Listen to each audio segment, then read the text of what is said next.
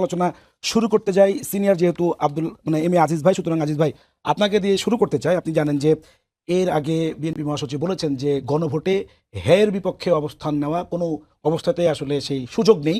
আবার আজ গতকালকে তিনি তার নির্বাচনী এলাকা অর্থাৎ ঠাকুরগাঁওতে তার বাড়িতে গিয়ে বলেছেন যে নির্বাচনী গণভোটের পক্ষে প্রচারণা চালাবে না বিএনপি, বা তাদের কাজ নয় সেটি। আবার আজকে নজরুল ইসলাম খান, বিএনপির একজন স্থায়ী কমিটির সদস্য, তিনি আবার বলেছেন যে গণভোটের পক্ষে বিএনপির অবস্থান নেওয়া ছাড়া আসলে একই নাই, উচিত নয় অথবা সুযোগ নেই। বিএনপির শীর্ষ পর্যায়ে গণভোটের অবস্থান নিয়ে আসলে এরকম একটা ধোঁয়াশাপূর্ণ অবস্থান কেন, বা আপনার কি মনে হয়? আমি তো আজকে নির্বাচন পরিচালনা কমিটির যে দায়িত্বে আছেন নজরুল ইসলাম খান, তিনি তো হা ভোটের কথা বলেছেন আজকে। হ্যাঁ, স্পষ্ট করেই বলেছেন তারা হা ভোটের পক্ষে আহ্বান করেছে। তো আমার বক্তব্যটা হচ্ছে ওই যে ঐক্যমত কমিশন যে দেন দরবার করলো, কতদিন ধরে বৈঠক করলো, ঐক্যমতে পৌঁছাতে পারলো না। ওই সময় কিন্তু প্রত্যেকটা পার্টির অবস্থান পরিষ্কার হয়েছে, মানুষ কিন্তু ওখানেই কিন্তু সিদ্ধান্ত নিয়েছে।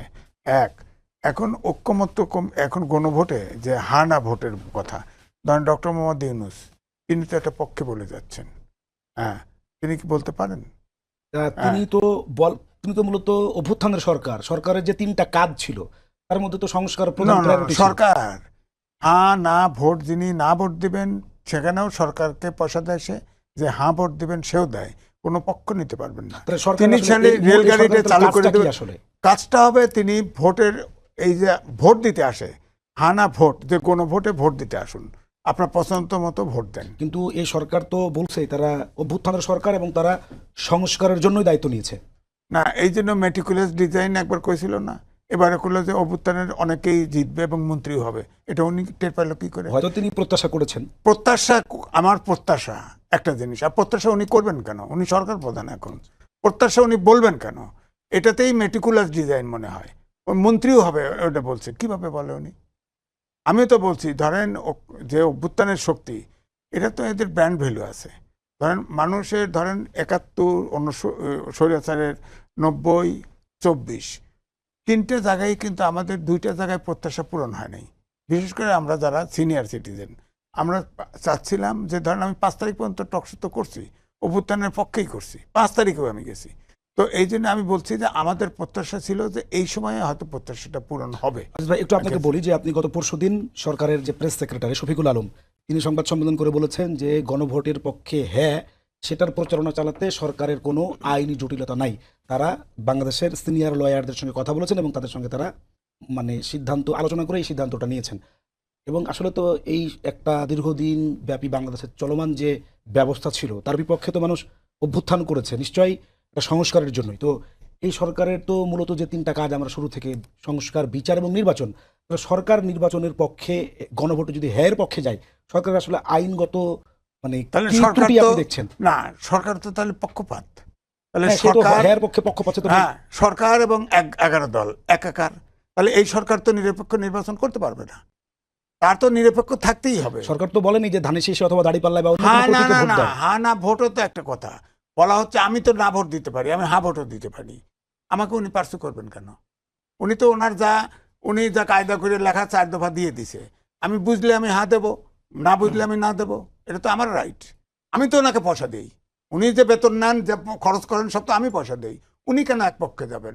উনি কেন বলবেন যে অমকরা জিতবে অমকরা হারবে? এটা উনি বলবেন কেন? উনি তো সরকারি ভাড়া, উনি তো গাড়ি চালাই দিছে, বাস হয়ে গেল। ইলেকশনে গেছে, ক্যাম্পিং করুক, সমস্যা নাই। যেমন এনসিপি ক্যাম্পিং করে, অ্যাম্বাসেডর দিছে যে জায়গায় আসে না, তারা ক্যাম্পিং করতে পারে, এটা স্বাভাবিক, এ নিয়ে তো প্রশ্ন আসে না। এবং রাজনৈতিক দলগুলো যেহেতু অভ্যুত্থানের যারা শক্তি, তারা হার কথা বলা উচিত, ঠিক আছে। কিন্তু আমি ভোটার, আমি তো কোনো দলের সদস্য না, আমাকে অধিকার দিবে না, কিন্তু আমাকে পার্সু করবে। রাষ্ট্র তো সবার জন্যই, রাজনৈতিক দলের জন্য যেমন রাষ্ট্র, সাধারণ সিটিজেনের জন্য তো রাষ্ট্র। সেই রাষ্ট্র নির্মাণে সিটিজেনকে তো একটা পক্ষে, একটা সরকারের এই জায়গাটা, আইনের জটিলতাটা আসলে কোথায়? আইনের জটিলতা মানে তার নিরপেক্ষতা থাকে না। আইন তো বুঝি না। হাইকোর্টে রিট হয়েছে গণভোট এবং সংসদ নির্বাচন একই সাথে, এটার এগেইনস্টে রিট করছে, হাইকোর্ট রিজেক্ট করে দিছে, পজ লিস্টেই রাখে নাই। তাহলে কি দাঁড়ালো? আপনি সাইফ মুস্তাফিজ শুনছিলেন যে আজিজ ভাই আসলে কি বলছেন। আপনারা তো জুলাই সনদের যে চার্টার, যেদিন সিগনেচার হয়, ওই স্বাক্ষরে আপনারা যান না এবং এখন পর্যন্ত আপনারা সেটাতে স্বাক্ষরও করেন নাই। জুলাই সনদে আপনারা স্বাক্ষর করেননি, আবার হচ্ছে যে হ্যাঁ এর পক্ষে প্রচারণা চালাবেন, আজকে আপনাদের আহ্বায়ক সেটা বলে আপনার কার্যক্রম শুরু করেছেন। এটা কি আপনার কিছুটা দ্বিচারিতা না? না, ধন্যবাদ আপনাকে। আমার বিজ্ঞ সমালোচক এবং যারা টিভির পর্দায় দেখছেন তাদেরকে শুভেচ্ছা জানাচ্ছি। না, দ্বিচারিতা না। দেখেন, আমাদের ওই স্ট্যান্ডের জন্যই আসলে এই গণভোট পর্যন্ত আসলে এটা এসছে। কারণ তার আগে যখন রাজনৈতিক দলগুলো স্বাক্ষর করেছিল, সেটা কোনো রকম আইনি ভিত্তি ছাড়াই তারা স্বাক্ষর করেছিল, এবং এটার কি রোডম্যাপ হতে পারে বা কিভাবে আইনি ভিত্তিটা পাওয়া যেতে পারে, এটার কোনো সুনির্দিষ্ট পরিকল্পনা ঐক্যমত কমিশন বা গভর্নমেন্ট থেকে তখন এসেছিল না। আমাদের সেই স্ট্যান্ডের কারণেই এটা গণভোট পর্যন্ত পৌঁছেছে, এবং সেখানে আসলে যেহেতু এখন কোর্টের বলটা আসলে জনগণের কোর্টে, তো সেখানে আসলে আলটিমেটলি জনতার রায়েতেই এই বাস্তবায়নের জায়গাটা, রূপরেখাটা, সংস্কারের যে জায়গাটা আছে সেটা বাস্তবায়ন হবে। তাহলে আপনারা কি স্বাক্ষর করবেন? হ্যাঁ, ডেফিনেটলি। মানে আমরা তো স্বাক্ষর করবো না। আমরা তো বারবার বলছি যে আমরাই তো আসলে জুলাই সনদের জন্য সব থেকে বেশি ফাইট করলাম। তো আমাদের তো কথাটা ছিল এটাই যে আমরা আইনি ভিত্তি ছাড়া কেন স্বাক্ষর করবো। একটা শুধুমাত্র সাদা কাগজে স্বাক্ষর করার তো এখানে কোনো মিনিং নাই। আর আমি একটা কথা বলতে চাই যে ধরেন বিএনপি সহ সিনিয়র ভাইরা যারা আছেন, তারা মানে কেন মানে এই স্ট্যান্ড আসলে নিতে পারছে না, বা গভর্নমেন্ট আসলে দেখেন এই গভর্নমেন্টের লেজিটিমেসি তো থাকবে না যদি আসলে এই জুলাই সনদ বাস্তবায়ন না হয় বা জুলাইয়ের এই রূপরেখাগুলো বাস্তবায়ন না হয়। এবং সরকার তো প্রচলিত সংবিধানের যে হ্যাঁ। সিস্টেম তার মধ্য দিয়ে তো আসে নাই। আসে নাই। এবং এই যে আমরা যে নির্বাচন করতে যাচ্ছি, আমাদের এই সংবিধান অনুযায়ী কি এখনই নির্বাচন হওয়ার কথা নাকি? এটা তো সম্ভবত ২০২৯ সালে। 29 সালে ইলেকশন হওয়ার কথা। তো আপনি এত আরামায়েশ, এত আনন্দ মজা নিবেন, কিন্তু যেটার জন্য এই মজাটা পাইতেছেন আপনারা, এটাকে আপনারা স্বীকার করতে পারবেন না। হ্যাঁ ভোট বলে দিলে আপনাদের গা পিত্তি জ্বলে যায়। এটা তো কাইন্ড অফ এই টিনেজার আছে না, যে যারা কাইন্ড অফ কিছু সময় সময় পর মিক্স সিগন্যাল দেয়। একবার বলে হ্যাঁ আমি করব, না আমি করব না, মানে প্রেম বা যে কোনো রিলেশনশিপের কথা আমি বলতেছি। তো বিএনপির অবস্থা এরকম হয়ে দাঁড়াইছে। একবার সে বলে যে হ্যাঁ আমি হ্যার পক্ষে আছি, আবার বলতেছে যে না আমি নার পক্ষে। তৃণমূলের মানুষজন আসলে কনফিউজড হয়ে গেছে। এরা বেচারাগুলা মানে সকালবেলা দেখে যে এরা নার পক্ষে ক্যাম্পেইন চালায়, আবার দুপুরের বেলা দেখে যে বিএনপির একটা সিনিয়র লিডার বলছে না আমরা তো হের পক্ষে। আবার মির্জা ফখরুল ইসলাম আলমগীর বলতেছে না আমাদের তো এটা দায়িত্ব না। আবার ভাইরা আবার এক এক রকম কথা বলতেছে। তো আমার তৃণমূলের বিএনপি নেতা কর্মীদের উপর একটু মায়াই লাগে যে আসলে তারা ডিসিশনহীনতায় ভুগতেছে। তো এই কনফিউশন থেকে, এই মিক্স সিগন্যাল থেকে বের হয়ে আমার মনে হয় যে যেই জুলাই আসলে তাদেরকে রাজনীতি করার সুযোগ করে দিছে, নতুন বাংলাদেশকে বিনির্মাণ করার স্বপ্ন দেখাচ্ছে, তাদের ডিসিশনটা আসলে নিজেদের নেওয়া উচিত। আপনি একটু ইঙ্গিত দিয়েছেন, কিন্তু আরেকটু কি বলবেন যে সরকারের হ্যায়ের পক্ষে প্রচারণা চালালে সরকারের নিরপেক্ষতা থাকে না, এম এ আজিজ ভাই বলছেন। এটা মানে কিভাবে কেনা? এই সরকার তো হ্যার পক্ষেই এটা প্রচারণাটা চালাবে। এই সরকারের লেজিটিমেসি তো নির্ভর করতেছে হ্যার উপরে। যদি এটা না হয় তাহলে তো সেখানে সরকারের গঠন প্রক্রিয়া তো কোনো আপনি আইনি ভিত্তি দিতে পারবেন না। আপনি কোনো দিক দিয়ে তো আপনি এটা লেজিটিমেট করতে পারবেন না।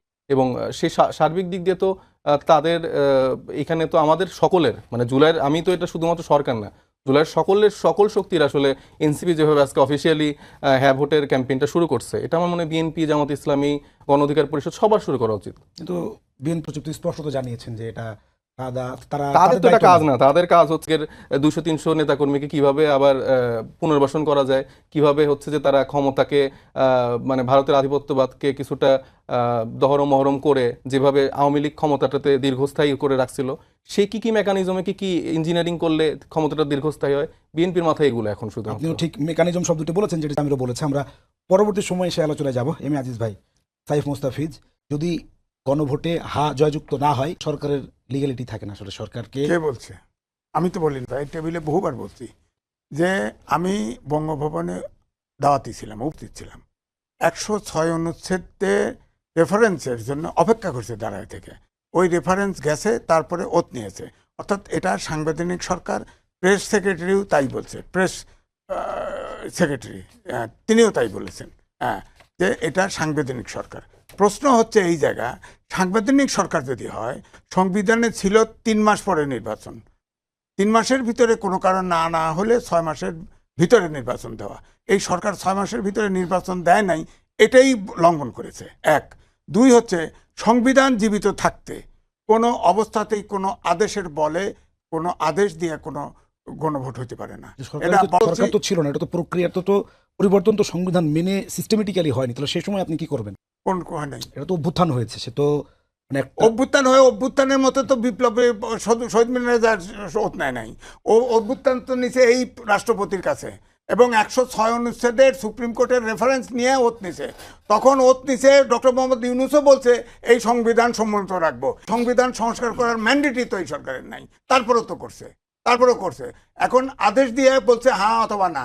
আপনি বলেন তো 84টা সংস্কার আলোচনা হয়েছে, তার ভিতরে মেজর সংস্কার 48টা এবং 4 দফার ভিতরে নিয়ে আসছে। কোন লোকটা বুঝবে?